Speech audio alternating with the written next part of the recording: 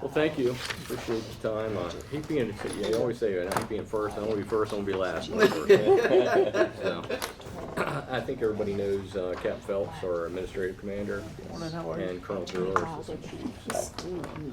So as you know, we have three budgets. So we have police services, communications, and animal control. So just like to highlight some of the significant increases, changes in some of those budget lines, and then open it up to any questions you may have for as we go forward. So in 21021, which is our police services, probably the heavy hitter item there would be, as everyone knows, over the last the last couple years, we've offered hiring incentives for new recruits, certified officers to come on board with us.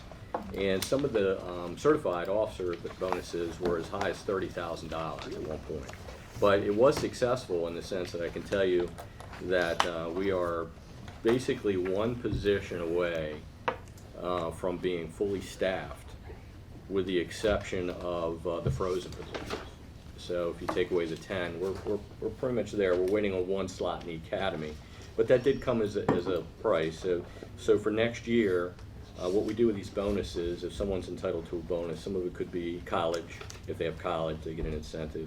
Relocation, there's a small incentive. Bilingual, we offer an incentive for it. Again, being certified. But filling our positions as we have had to spend some money to get this done, right? So this year, FY25, our cost is $175,000. That's basically 1/3 of the bonus incentive that was offered to these folks. So that was one of the significant increases. Now we have since our positions are basically filling up for officers, we have suspended those incentives. You know, there's no need to offer those now with only one position. So may have to come back later if something changes or whatnot. But right now we've suspended those incentives. But that was a significant increase for FY25, and that will also be will be a hit for us in FY26 as we split those incentives up. Going down the list, just highlighting some of the increases with police overtime for officers. There's a lot more events going on in the city, and with potential salary increases this year, we're asking for a modest $24,000 increase, which would mainly offset the cost of salary increases and so forth. So we're pretty much, that's where we stand with that account. And again, mentioning filling our positions, a lot of these accounts reflect when you fill your positions, some of these budget lines do go up, particularly in the next one with uniform purchases. From 75 to 80 isn't too bad, just a $5,000 increase. A lot of that's just from the cost of ordering uniforms and whatnot, but also with as we hire, we have to outfit our officers. Building maintenance, we're asking for, just looking at the last history of our building. Our building is 27 years old. There are things that break, and some of it is this heating and air system we have is costing us a little bit of money. It's about it's aging. But we just don't know. We think $20,000 will get us where we need to be from 75 to 95. But the building, like anything else, we just don't know. Like we could get a major repair that hits us, and we're just not prepared for it. But this year has been, in the last several years, the 20,000 would get us, if things remain the same, they remain where they are, that would get us where we need to be. Just some slight increases in some other accounts. Equipment and maintenance contract, the big thing there is our Taser Axon contract, which is our body cameras and the cameras in our vehicles. So we enter into a multi-year contract with Taser Axon, and it's a significant amount of money. What costs us the most amount of money isn't the camera, it's the data storage. The data storage is what drives the train on just like your cell phone, buying an iPhone with 250 gig versus 500, you pay. So do we, unfortunately. But we do, it is it's worth its weight in gold. Because when we do get, say for instance, a complaint or we're looking into an investigation, we can pull that data off that body camera and it tells the story for us, quite frankly. It also reduces our liability as far as officer complaints. A lot of times when we get a complaint, we'll be able to play back that video and either confirm or deny what the allegation might be and so forth. But it does come as a cost. So that is a major in that particular line. That's a major expense. Is that line item 577030? 534302. So there's two equipment. This would be the maintenance contract line. Oh, gotcha. Okay. I'm sure you'll get to that one, the 577030 line item. Yeah, and like I said, Taser Axon, I want to tell you, if how you have that up on your book, I think it's around 154,000, 155,000 just for Taser Axon this year. Yeah, 155,126. So out of that 357,000 budget line, nearly half of that, or almost half of that, is just Taser Axon. Okay. So just that one piece. Vehicle maintenance, as our vehicles, some of the, as we increase our fleet, as we're trying to do, we do have some aging vehicles we're trying to replace, but looking at a 3-year average for vehicle maintenance, 165,000 would get us on pace where we think that would get us where we need to be. What we're doing with some of the older vehicles, just like you would with your personal car, we look at the maintenance history of the vehicle. If it starts outweighing the value of the vehicle, we surplus it. As last night, I think there were at least 12 or 14 vehicles that we wound up surplusing last night. Most of those are older vehicles that just, we were spending 2 or 3 times, potentially, than the vehicle was worth. That comes as a cost as well, because the officers, they like having those take-home cars. That's a great recruiting and retention tool, but it doesn't make sense to spend, exorbitant amount of money. And I've got my eye on one of those. If you get pulled over by a strange dude, that might be me. Yeah. Federal. That's a federal. Yeah. No, I'll do a little. Yeah. Do a little time. Question for you, Chief, and command staff: Are we making sure that we what are you all telling your individuals about maintaining the vehicles? Is there anything that you all do to make sure that these vehicles last long? Like, hey, don't idle the vehicles for too long, or what do you all have in place? Very briefly that we can speak to, that we're extending the life of the vehicles. Well, speaking of the take-home car program, so it's an ownership issue. So if you have a pool fleet car where there's just multiple vehicles, it's a hot-seated car basically. It runs 24/7. Okay. There's no real ownership in the vehicle. It is inspected every day when the officers come in. It's inspected weekly by the supervisors. But the wear and tear on a vehicle like that is tremendous. I mean, it just never stops running. It's just running 24/7. And so you might only get, if the vehicle doesn't get damaged due to an accident or whatever, it just doesn't last as long. So a take-home car is going to last, 10 years, perhaps, plus. We have some vehicles in the fleet now that are still operational that are 20 years old. Now, they don't make them like they used to, I can tell you that, some of these Priuses and so forth. But, so the take-home car, if we can expand upon that as we go, it certainly is a benefit for recruiting, for retention, and also the life of the vehicle. Okay. So, but the pool cars, we also have what's referred to as the shared vehicle program. So we know we don't have enough vehicles to actually issue out to everyone. But if we can assign one car to 2 individuals, so in other words, it's just the same two individuals or 3 individuals driving the same car. So it's not quite the same, but there is value in that because they like keeping it clean for each other. They're keeping it straight, making sure they're checking the oil and so forth. It's just anything else. Without that ownership value, it's just not quite as, they're taken care of, but it's just not quite the same. Okay. So we're constantly monitoring that, and we try to push the envelope on issuing out as many take-homes as we can, knowing that, and these guys know that, hey, my vehicle's next on the list. If the maintenance starts outweighing the value, we just have to put you back on the list for a car later on. So they don't automatically get a replacement car if theirs goes out? Correct. Yeah, we're at the point now where we are ordering some vehicles, as you know, just went through last night. And they'll replace some of the older ones. But we're at the point now where we may have to start pulling in some take-homes, depending. It just really depends on. It's a month-to-month thing with some of these few of these vehicles. We try to put the older ones with some of the supervisors that aren't out there as they're not out there answering as readily as some of the younger guys. So we try to. But it is tough, with some of the other agencies now. You look at the Sheriff's Department, for instance, open up a new building here pretty soon. Take-home cars. We're just trying to stay competitive. We're doing pretty good. We're just trying to. Vehicles is one of the things, depending on who you're talking to. If you're talking to a younger guy, they want that car. They want the car, they want the new equipment, this and the other. Someone that's been around a while, they look at, well, the pay is more important to me because I've been here, I'm vested, and of course the retirement. Right? Yeah. So it just depends on your audience sometimes. Sure. At the time, it's a tug of war. So we certainly have a younger force, and it's getting younger. So. I hope that answered your question. Yes, it did. Thank you. So some of the other accounts, just there is a slight increase in just our janitorial. Everything's just getting more expensive, as everybody knows. But these are modest increase: 800,000, 4 or 5,000. Our canine supply account for our canine officers, office supplies, just between 1,800, 800, $3,000 or $4,000 increases there, and it's mainly just for the cost of doing business, just the cost of increases.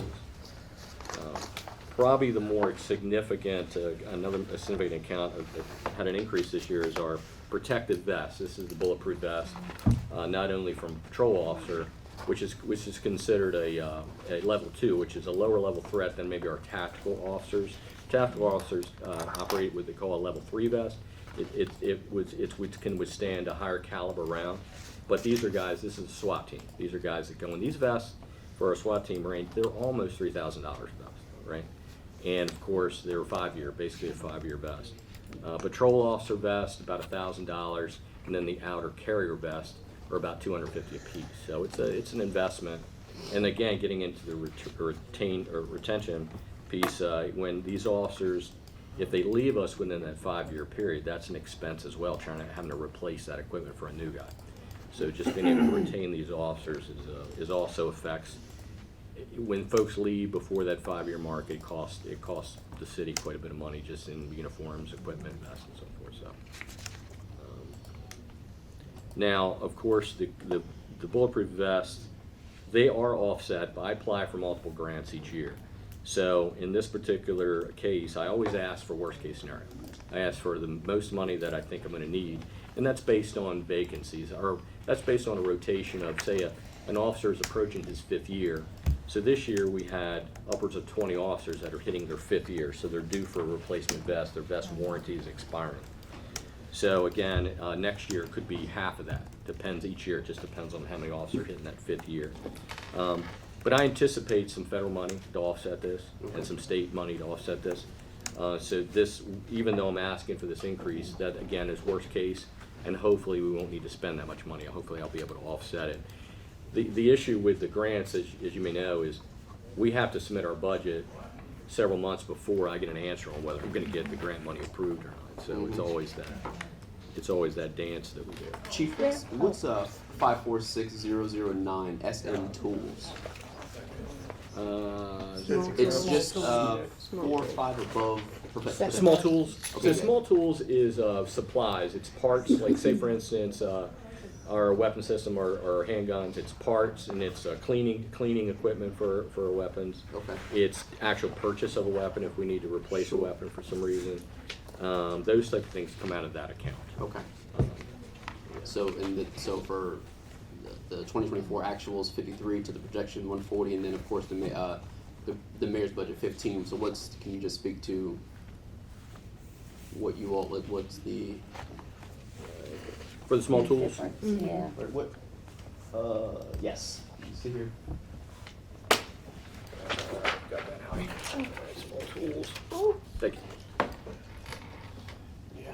So 15,000 is consistent with what we asked for last year. Okay. But this account is used again for supplies for a range, like for instance, backers for a range to go out and qualify Sure. with handguns for the targets, basically, that type of thing.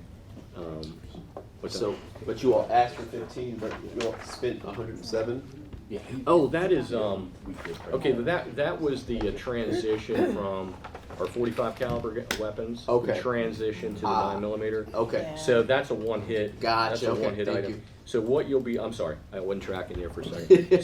So what happened there is what you'll see coming to you pretty soon, probably in June, is the sale of the older weapons. Okay. So there'll be a recoup of the older weapons coming. Thank you. I was like, what's there's Yeah. a Sorry about that. Yeah. Yeah, thank you. So that was kind of a one-off. That was Okay. we had to actually purchase the new platform. Okay. And then we'll be I surplusing got you. and selling. Perfect. Look forward to when you come back to us. And we anticipate a Good. pretty good return on the Good. older weapons, so it also. Cool. I was like, small tool. Yeah.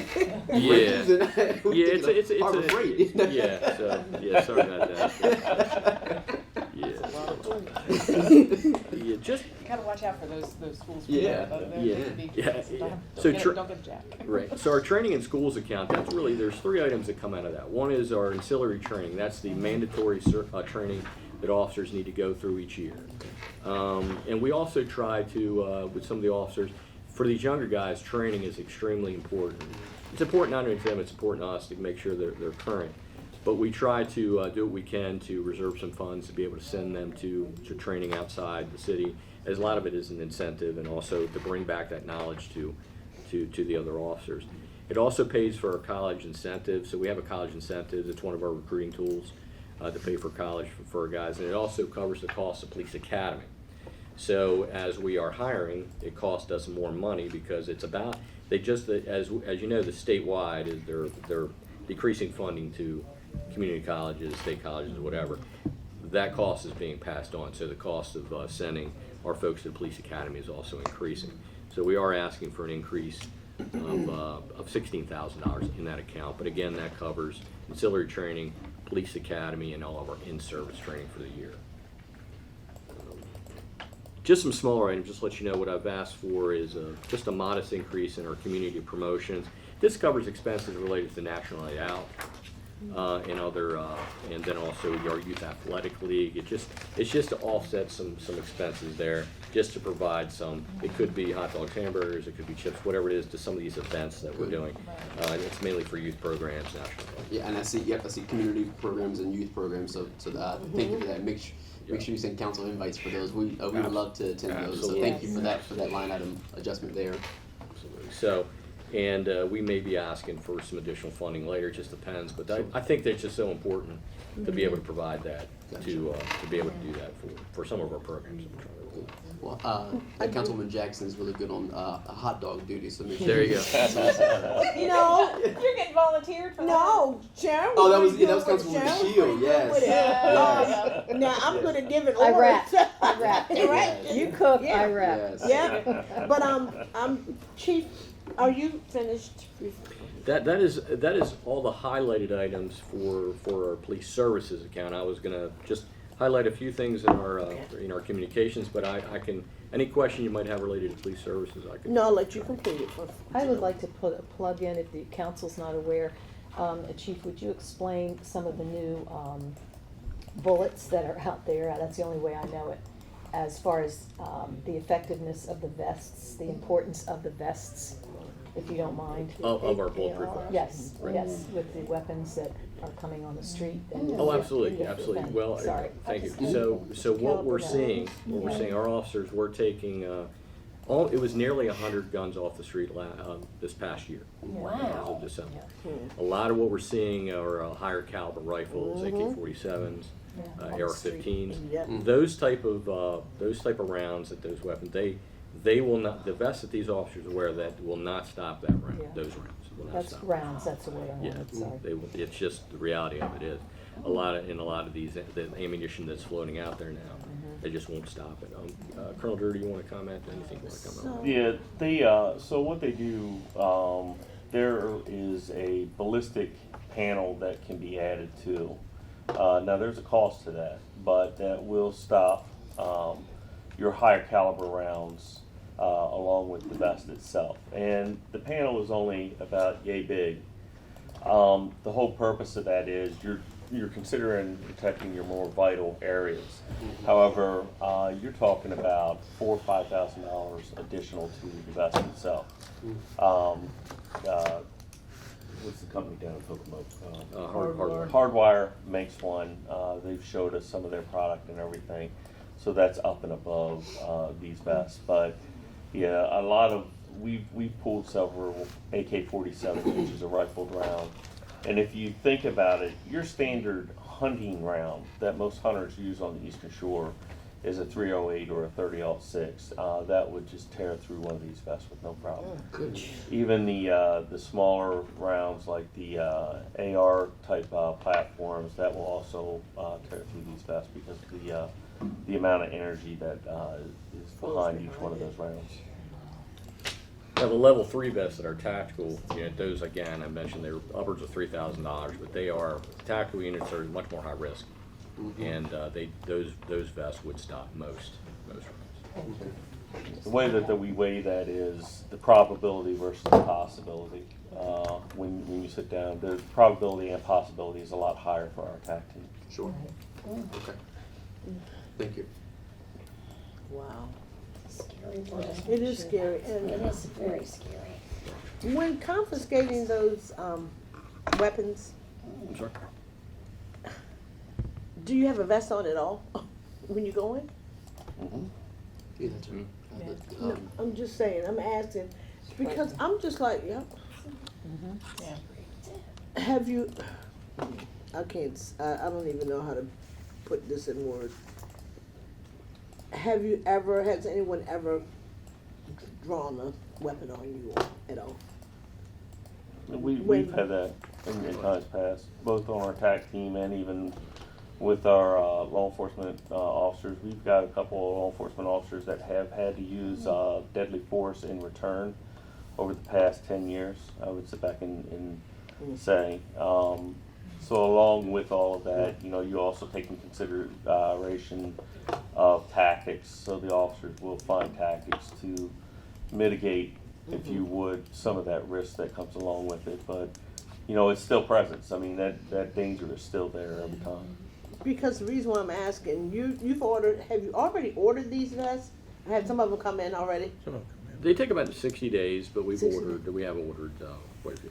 What we do is the officers that are due for the vest the next year, we'll go ahead and pre-order those. The folks that are in the academy now, we try to wait and see if they're going to make it through the academy, before so we're at that point now where in the next few weeks we'll know if they're all going to make it through, and then those vests will be ordered in time for them to have the vest when they graduate. Okay, but they're not the vests that, with the weapons that you're finding on these persons, the vests that you're getting now are not equipped to sustain those. Some of the weapons that we recover, like the AK-47 and the ARs, no. The reason for me asking that would be, and I just heard you say a place in Pocomo, Hardwire, does install the necessary elements that you would need for that vest. How much would that cost with the vest that you're already going to receive, already have received? I could update that. It's significant, though. It's about the equivalent to the vest itself, the plate that's required. It's a special composite that takes the energy out of a bullet, if you would. You can purchase those separately from the vest, but it's one of those things where you have to have the vest itself too, because there's parts that vest will stop, and then you have this additional plate that would be able to stop for the more vital. So this plate just covers vital. Very small area. Vital parts. So if it's outside of that zone, it wouldn't stop. And those type of vests too, like the tactical vests, they're that's not something an officer would be able to wear, especially in the summer.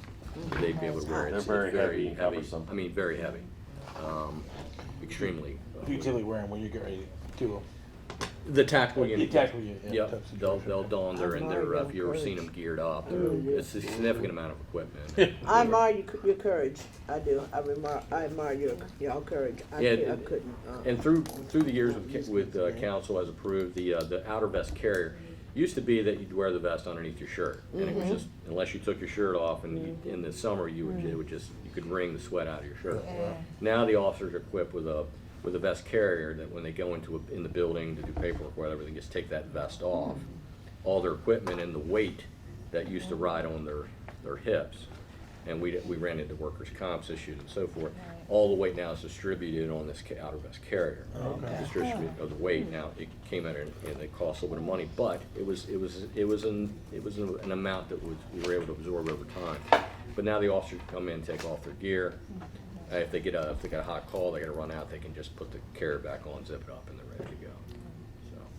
So That also helped out as far as taking weight off the belt. The belt we used to have so much equipment on the belt.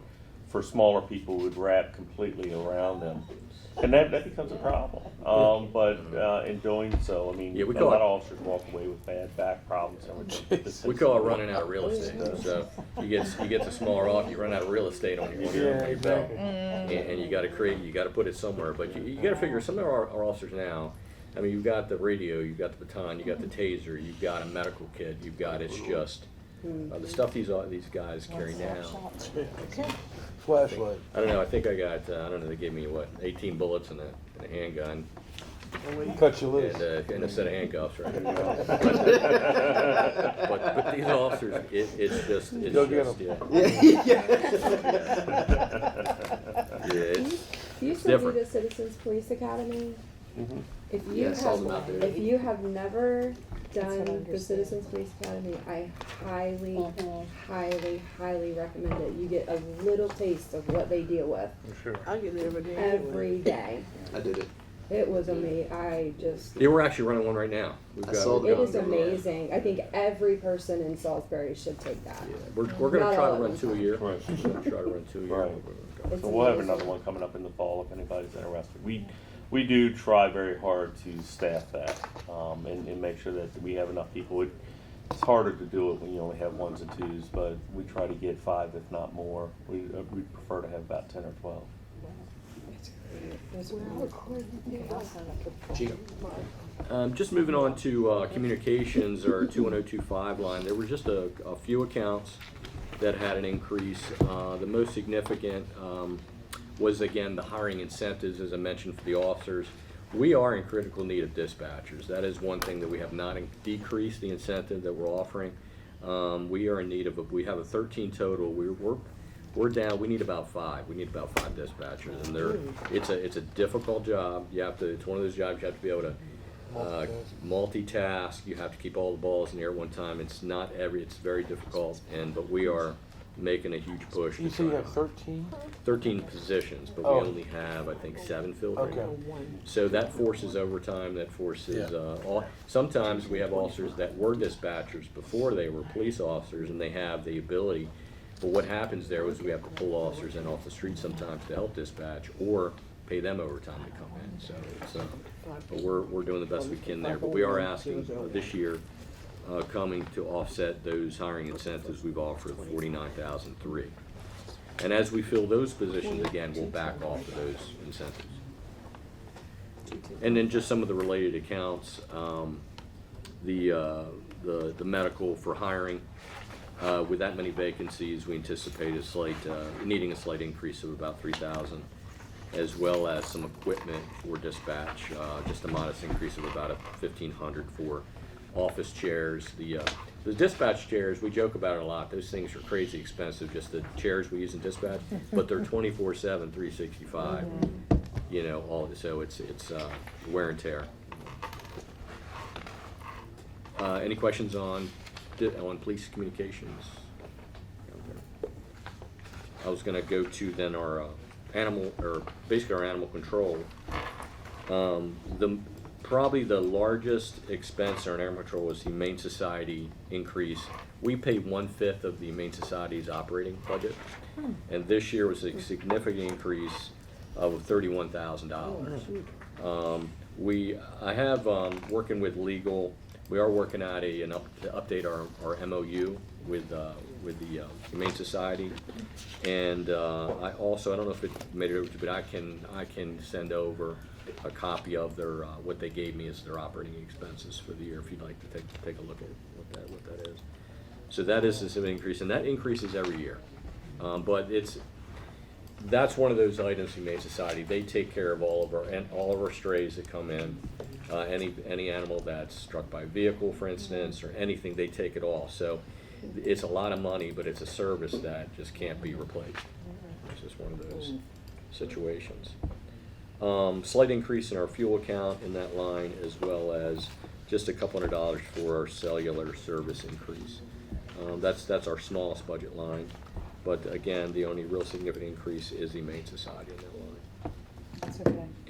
we'll say that going, Yeah. Good with that. yeah, going through all three of our budgets, working with the mayor's office at that level, going through all these accounts, although they're increased, I try to increase them based on the last 3-year average, based on the upcoming needs, and looking at all of these accounts, I think unless there's in a building maintenance issue or something, I think they're funded at the mayor's level at a point where we can, it's a manageable figure.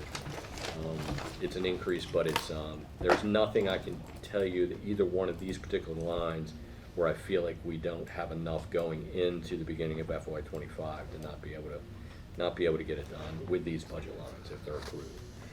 Again, not being able to predict what might happen with our building and so forth, or fuel cost if they were to double. But other than that, I think we're there. Well, I have a question for you. Your 10 police positions that are frozen, how do you feel about that? Well, again, I'd mentioned with the 93 authorized now, they're basically filled. All I'm waiting on right now to hire the one remaining spot is a position in the academy. The academy is full right now, so I'm waiting on in order to give this person a conditional offer, I have to have an academy spot to put them in. So I'm waiting on an academy spot, which I think I'll get. Now, there's always something, we have one officer that may be leaving Howard County because him and his wife had a baby and his family's from that area, so you're gonna get those type of things. So if that happens, then that will free up an opening. But, I like to say we have one opening, but we have so many people and so many guys in training. I mean, we have 8 folks in the police academy. When they graduate in June, we won't realize them on the street till September because of field training.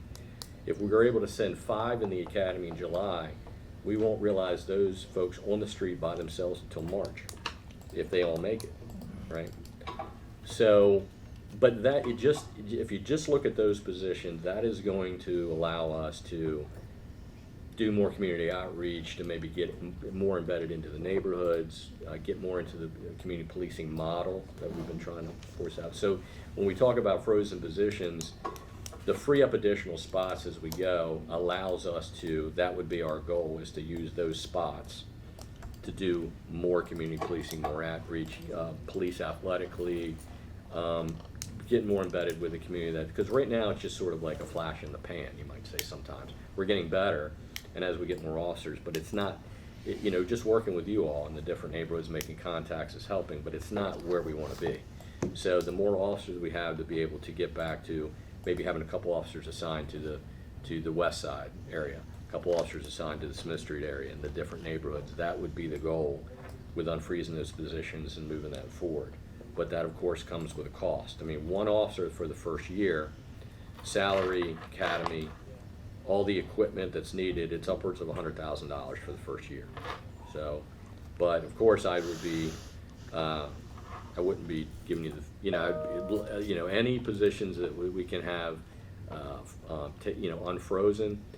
As we fill this last spot, there will be a time that I'll will certainly approach the mayor and city administration and say, hey, we're full.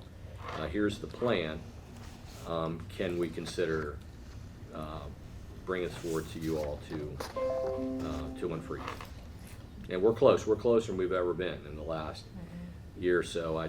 It's a good problem to have, because I never thought just basically a year since I've been chief, that I'd be sitting here telling you we got one spot that we're getting ready to fill, and then that we're full until somebody leaves or something else happens. That's it. We're done. So with the demographics and the crime level, you think that what you have right now is sufficient? We can, when we get these 8 out of the academy, our goal is, we talk about this just about every day. Okay, we got these 8. Now, I don't know that we're going to graduate 8. I mean, a couple of them are kind of close. We're not quite sure if they're going to make it or not. But say we graduate 6 or 7, hopefully 8, but 6 or 7. We're looking at offering opportunities from these younger guys. Want opportunities. They don't want to spend their whole career just work in a sector, work in the road, we call it, right? They want an opportunity to go to a task force of some sort, or some sort of specialty, canine or criminal investigation division. When we do some of these extra interviews, we do find that a lot of these guys say, I just don't feel like I have an opportunity to expand, you know, because we're always short, it's either patrol or it's, maybe I'll get a chance to be a detective, but, so we can, certainly these 6, it will be able to offer some of those opportunities, but with additional staffing, with the frozen position, we're under freeze, even a couple of those, that's where we'd be able to expand more into our community policing model. So it's a difficult question to answer because it depends on what your goal is, it would be. So with more people, we can do more things, especially community-related things. Less people, we have to collapse, you know, and that's the problem, because it all comes down to recruiting, retention. Of course, when you look at unfreezing, it's more than just the body, it's the car. What are they gonna drive? Because as we get more people on the street, in whatever capacity, we have to have something for them to drive. And so we're having those type of discussions. So getting the people without the cars means we have to decrease our take-home fleet. So it's really a package, right? It's the officer, the car, the equipment, and everything together. So when we do come back to you at the point, if that happens, it won't be just the officer. It will be, well, we need the officer, but we need this to go with that position. Okay. Hopefully that answered your question. We do. Thank you. I can answer any other questions about the budget. Anything else that you might have for me? It's not mine. I'm still-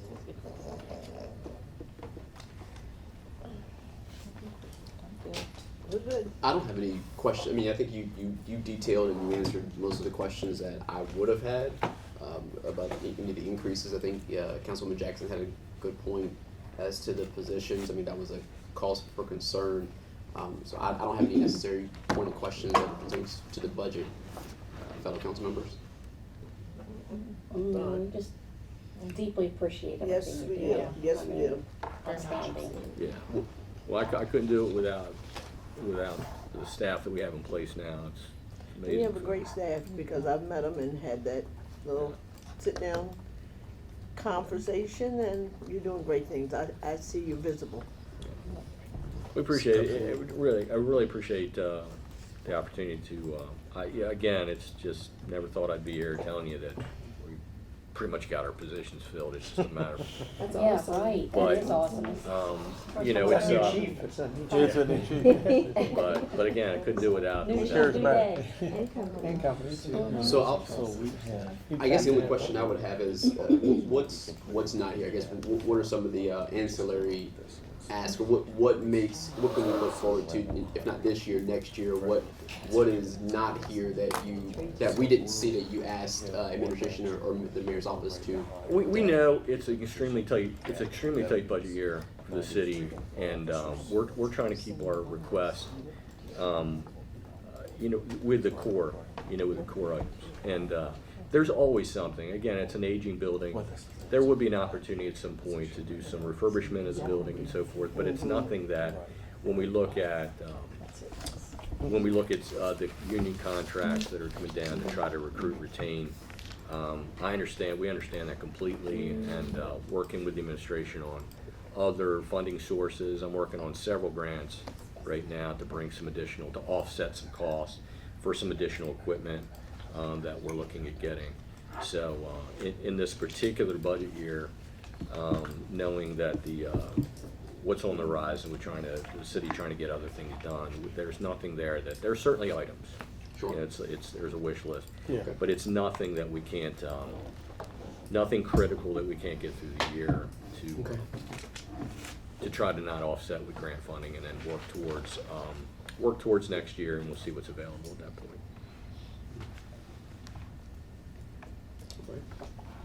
We thank you all. Yes, sir. Thank you. Thank you.